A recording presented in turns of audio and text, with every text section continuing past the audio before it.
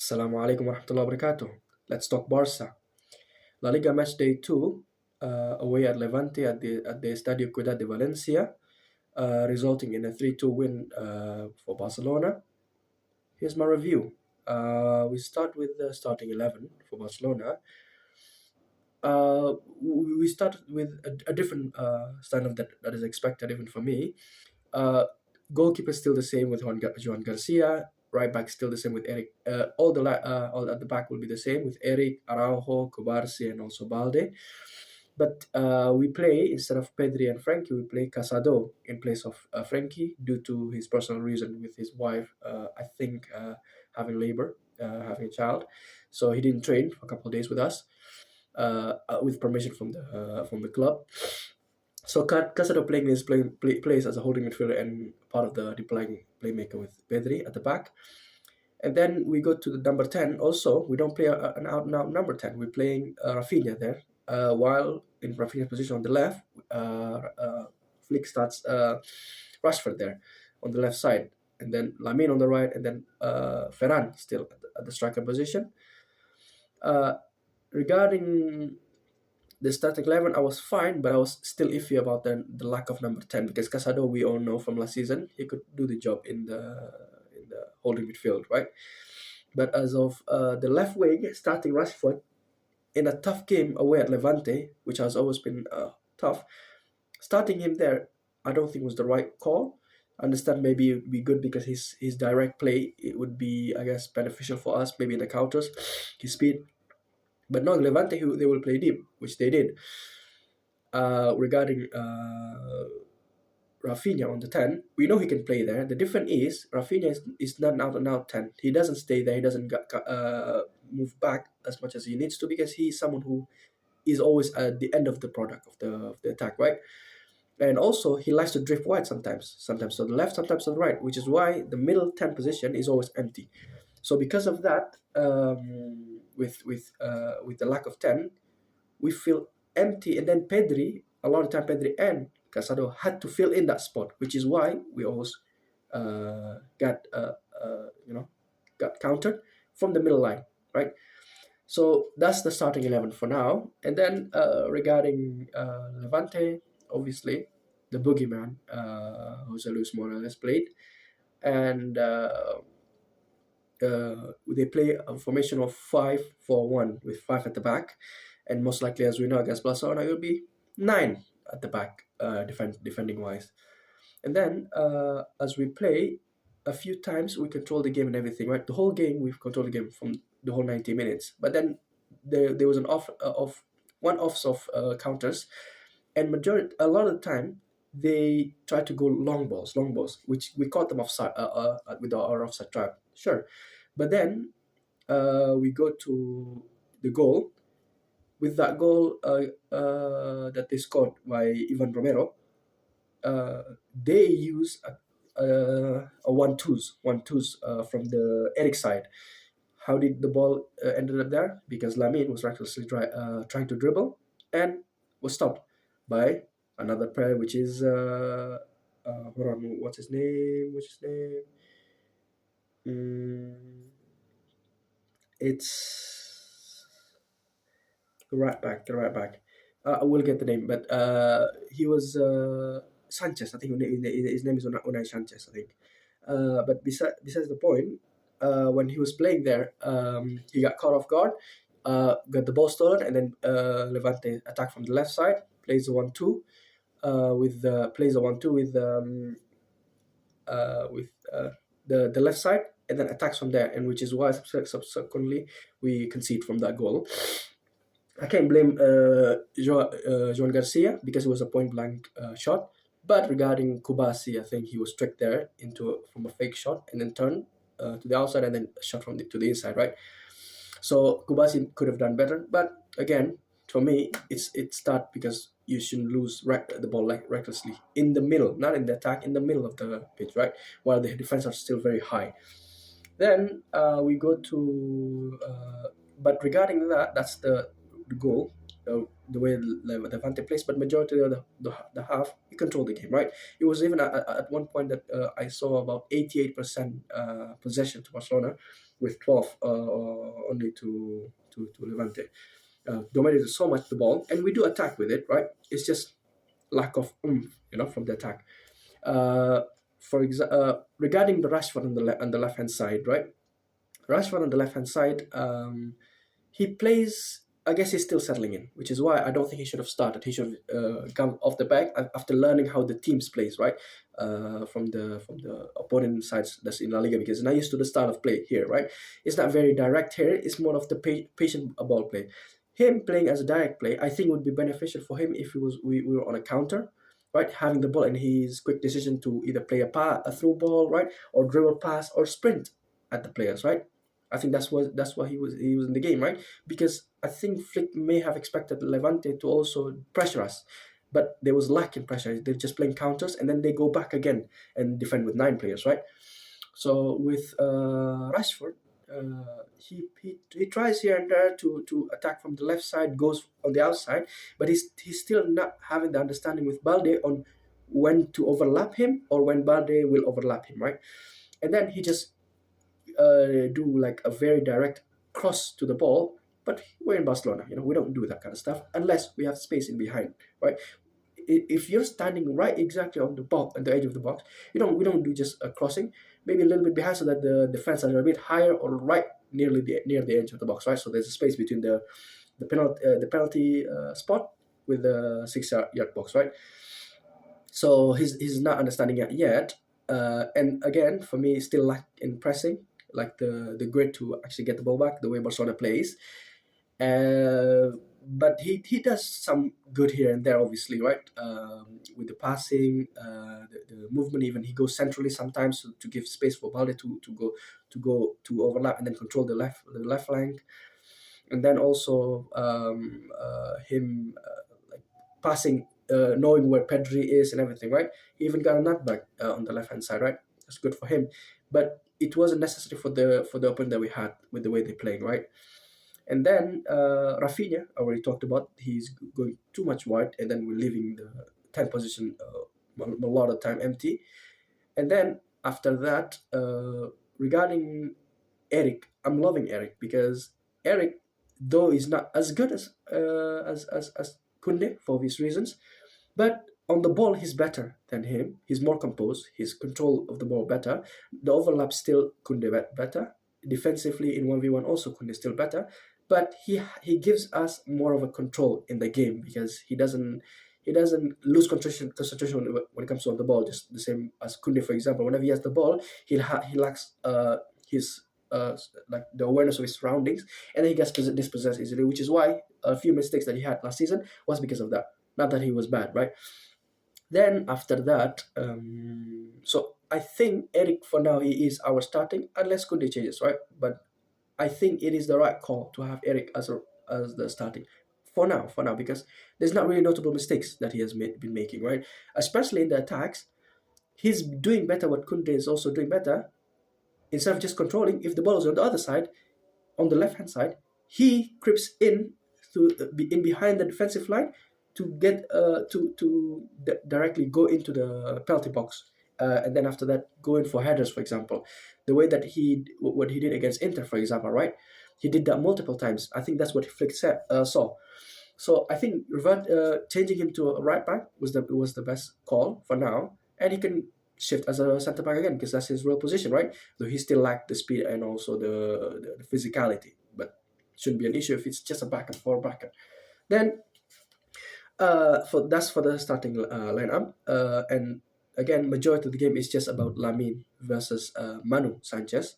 And funny enough, in my opinion, Manu Sanchez basically got him for about 70, maybe 70, 75 minutes of the game, him controlling Lamine, right? Again, I love when center back, like defenders, focus in more man marking Lamine, and also making sure that to humble him, that knows that you got to do more than the basics to beat them, right? Especially when you play against the teams that are not playing high or to mid defense, right? So Lamine cannot go running behind them.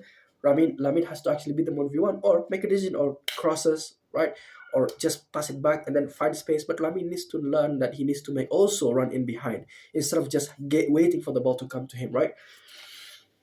because he's occupying the right hand side, and it's very obvious where he's going to be. So it's very easy to mark him. While if he starts making running behind, it will be unpredictable, and then the defenders have to actually second guess himself, his positioning, and also always look back, which gives him more space if he was staying in the right hand side.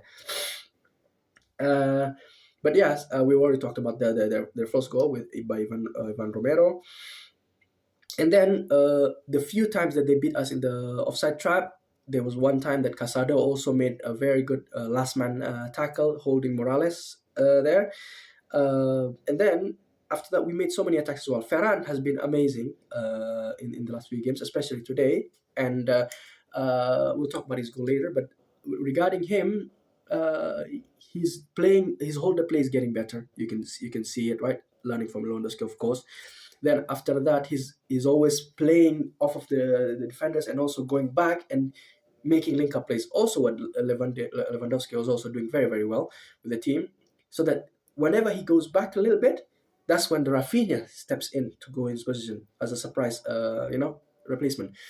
So Ferran is doing one, but at that point we couldn't do it. Why? Because in the first half, Rafinha was playing them at the 10, and Rashford is not doing that kind of run, so that Pedri can pick him up, or the Trevelas or the crosses of Lamine can pick him up, because he doesn't make that run because he's still not understanding of it, right?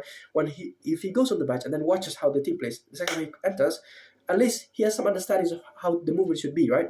That's how it should be, right? Instead of starting, he shouldn't start right now. Depending on his, progress, the training, for example, right? Then we go to a stupid yellow card for Balde. Balde gets a yellow card for throwing a tantrum by throwing the ball and hitting the ball to the ground, just because the team doesn't get a throw-in, and you know you'll get a yellow card for that, and you still did it anyway, because you're showing frustration towards the referee in a like, I guess, physical manner, right? Be it orally or physically, you do that, right? That's not allowed, and you know you will get a yellow card for throwing. Is it worth it to get a yellow card and then making sure that you also now cannot play in a proper defensive way because you have to always keep in mind that you got a yellow card? That's not good, right? So again, like I said, with Lamine and also Balde, mentally, when it comes to the way their attitude, carry their attitude in the game, outside the game, for me, it's still not good. But again, I understand they're still young, 18, and I think Balde is 21 or 22, right? So they're young. Obviously, they'll develop in this, right? But then we also had a chance from Rafa regarding his header that was close but was caught. And then after that, we also got another one, a long ball again that was stopped by Balde, at least, right at the end of the half. At the end of the half, Balde had to cover for the team because he was the last man, and then he did very well there defensively, blocking the defender, even though he was actually beaten a little bit in his speed because he has to go backwards, right? But then he catches up to him, and then after that he makes a block of the shot, right? But then subsequently, after that movement, Levante still had the ball, and Levante made a shot, and then referee at first didn't deem that as a penalty, and then VAR did a review, and then they called the referee to check, which I was confused because the commentators, including me, don't think that should be a penalty. Number one, why? Because the body, he's moving like this. His hand is still on his side, right? The arm is on his side. His forearm is obviously here, because what player playing football, the hand is down here, right? They're playing like this. And then as the block is coming, his hand is still on his side. He blocks, turns around. And the ball, as he turns around, hits him. Right, but his hand is still here. This is a natural position. That's the number one thing about handballs that's still confusing, kinda, and that is a natural position of the hand. His hand was in a natural position, so why should it be called a handball? That's number one. Number two, inconsistency, because we saw in the Clásico last season at the Montjuic, when we won it was, I can't remember, was it 5-2 or I think it was 5-2. Or 5-3, I can't remember. I think it's 5-3. But the game where we came back of a 2-0 deficit, and in that game, Tchouaméni, who should have gotten red card beforehand, because of being the last one pulling Ferran, also at the end of the when we had an attack, he blocked a shot with his hand, yes, to his side, but then away, to his side, but away. And then, boom, fully blocking the direction of the ball going on goal, right? And it was going to be a goal. Not a penalty, not a yellow card. Could have been a second yellow or a red card. Still not getting it, right? So if we're consistent with this being not a handball because it's to his side, why can this, and then this be called a handball? You see? Inconsistency. But then, that's how it is. It's La Liga. It's going to be tiring. It's never going to be a non-stop discussion when it comes to referees. Tebas. So then they got a penalty, and obviously, of course, Morales gets the ball. He's the one who's kicking the ball, scores. I do think that John Garcia was expecting to go to the middle. That's why he was late to jump. But again, I don't blame it. It's a penalty. Why should I blame a goalkeeper, right? He's not doing anything bad there. So then, after that sequence, the first half ended. And then I think Flick saw what happened in the first half, that we lack creativity in the middle and then movement on the left. So then we brought on Gavi for Casado because we were already 2-0 down away. So then we need the ball as fast as possible. And Gavi will be the kind of player that will have the intensity to and the aggressiveness to get the ball back, right? Be it toughly or not, right? But he did all that was needed from him, right? And then number 2, that would be we brought on Dani Olmo for Rashford, and then that would mean that Rafinha goes back to his left hand side, and then Olmo plays in the center. Perfect substitutions. That's all that we needed, and then it shows because right after that change, we scored in the 49th minute with Pedri. Lamine attacking from the right side, dribbles on the right side, and then the whole defense is crowded. But because the whole defense is crowded, why? Because Rafinha also, instead of staying on the left side, goes into the box. And then after going into the box, everyone just focuses on the box. And then Lamine sees with his vision that on the edge of the box, Pedri is there. And what happens after Pedri is there? Boom. He just gets the pass from Lamine, finds his angle, and then shot a rocket shot that, again, I think he has tried it many times last season. I think only a few that went in, but I think that he's slowly perfecting it as long as he has the space to do so, right? So very good goal, rocket from Pedri. And then 3 minutes after that, in the 52nd minute, we score again with Ferran, and this one, it wasn't a team play thing. It was just a corner from Rafinha, and then Ferran. One of the things that I was hoping for him to learn is that his hold-up play, holding up the defender so he can get the ball. He did it in this corner. And what happened is he holds the defender back as the ball is coming in, and the ball is going low enough that he doesn't have to go with his head. So he keeps his head back and then just kicks the ball into the back of the net very quickly. And then what happens? 7 minutes into the second half, it's already a draw. Because of those many 2 changes. It is the intensity of Gavi, and then after that, the controlling in the midfield, because that's what we're good at with Barcelona, right? So then we're having patient play, and then we can control the game, and then at the end of the second half, we had about 80% possession, with them having 20% possession, right?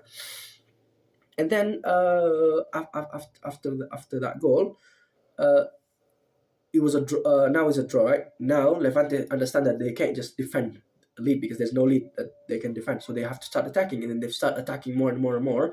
There's one save from John Garcia, also from close range, and then a double save, one from medium range, and then the other one's from one is from point blank range in the 6-yard box, and then the other one is medium range, right? In these two double save in sequence, right? So he's doing great. Again, him going out of the box early, very good as well. It's just him on his feet still. He's still getting used to it, but he'll get better, I'm sure, right? He's still young, 24 years old, right? So with that, now we go to we continue to attack more, and then Ferran even got a header from a cross from Rafinha, but he's a weak header because again he had to go back to reach the ball because the ball was a bit behind him. Until we attack more and more and we create more chances. And then finally, Lamine, after Lamine played so badly against Manu Sanchez, obviously if you're defending for 70 to 80 minutes, it's going to be tiring for you. And then in the 91st minute, Lamine finally dribbles, and then instead of insisting on shooting and passing, which again I do like his shooting, unless it's in unnecessary positions, he's dribbling and then sees a space in behind from the right side and crosses in behind the defenders, and then what happens? Unai Redabal, he heads the ball into the back net unknowingly because he wasn't even looking at the ball. He was looking at the player that he has to mark, and then as he jumped for the sake of jumping, just so that maybe he could block the ball with back and head, it hit the top of his head and then goes in. And again, you can say that, oh, it's a lucky goal, but the thing is, we make our own luck. You see, and if you don't stop doing it, something can do, right? Why we didn't? We also got that ball because we changed our system, right? Around after I think about seven. I don't know, like I think maybe in the 76th minute, something along that line. We brought on Christensen for Araujo to have the ball more because Christensen is better as a ball playing defender, so you have control more of the game instead of having for going for clearance. And then we play Lewandowski and replaced him with Balde. Why am I asked? Because we don't need two left-sided. So because of that, we go to a three-back. Eric, Christensen, and Kubasi at the back. While on the right-hand side and the left-hand side is Lamine and also Rafinha, because we play 3-5-2 after that point, right? So three at the back, then five in the middle, which right is Lamine, left is Rafinha, two at the holding with Pedri and Gavi, then at the 10 with Dani Olmo, and then at the two at the front will be Lewandowski and Ferran Torres. So that formation, lovely, right? And because of that formation, we keep making them tighter and tighter into the box. And then because of that, as the goal happened, it worked, right? So after that goal, in the last minute, Gavi had the last man challenge again, because if he didn't stop the player, because he was the last player, and with his aggression, we could have lost that lead, and then we could have gotten a draw. So because of that, again, it's change of Gavi did perfectly well. So that because of that, the victory was ours, a 3-2, a tough battle, but in my opinion, it was an utter domination from Barcelona. It's just some moments at the back, which again feels iffy with getting counters, right? So then, other than that, I'd say that's my main review regarding the game, and then we go to next week, the match day 3 of La Liga, still away at the Rayo Vallecano. But for now, I'd say in this game we play my man of the match, in my opinion, is Pedri, with the way he's controlling the game. He's also his work rate and everything, and then without the goal, he's still man of the match in my opinion, right? Just the cherry on the top, right? And then their best player, I would say, is their captain Pablo Martinez. He was very very I guess the most hardworking in my opinion in the team. Even there was a time that he's playing I think as a deep midfield, playing line midfielder, and he had to sprint back forward just to press the team, and he did very well there, leading the team by example. Basically, he worked so much hard. He plays I guess with intensity, right? So for me, he's the best player in their team. And then, as we learned from this game, whoever playing on the left, be it Rashford, be it Rafinha, we need a proper number 10 that's always starting, be it Dani Olmo or Fermin, right? Both are fine, you see, but we need a player that always plays in the 10 and still have the free roam in their position, but still stays in that middle pocket instead of going wide all the time, because we already have a player that always stays wide, which is Lamine. On the left, be it if not Rafinha, and if Rafinha goes to the center, will always be Balde there, right? So there's no reason for us to have a player that also goes wide. So our 10 is also always necessary, right? So now we go to our next review. It'll be Vallecano, the Campo de Futbol de Vallecas, and our last 3 games against them, it was a win, a draw, and a loss. We won 2-1, we drew 1-1, and then we lost 2-1. Again, a close game all around, right? We didn't score a lot and we didn't concede a lot, right? But still, it was still a fair game. We scored 4 in our last 3 games against them, and they scored 4 in their last 3 games against us. Players that I that's want to watch is their right back, Ratil. He's actually one of the players that was that we were looking at as a potential backup for Kunde on at right back, Ratiu. But then after, like, at the latter stage of the season when Kunde got injured and we needed a backup for him, and then Flick tried Eric, it worked. We realized we didn't need a right back anymore because Eric could play there.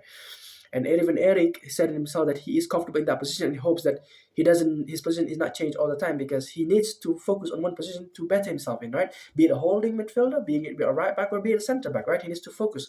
He can be versatile, but there's one position that he should stay in. Like Sergio Roberto, for example, he's a center mid, but he was converted to a right back, and then he focused his play as a right back, and then after that he can still play midfield, but then he focused a lot of his style as a right back. So, and then the next one would be their striker, De Frutos. I think this guy is a graduate from Madrid Academy Castilla, Madrid Castilla. He's a pretty good striker, so he's someone that want to watch. I don't think he has ever scored against us. Maybe one but I can't remember fully. But yeah, I'd say those are the two main players. So other than that, those are basically my review about the game against Levante. So if you enjoy my review, like the video. If you want to see more, you can subscribe. And if you got any thoughts about the game, I'll see you in the comments. Assalamu alaikum warahmatullahi wabarakatuh.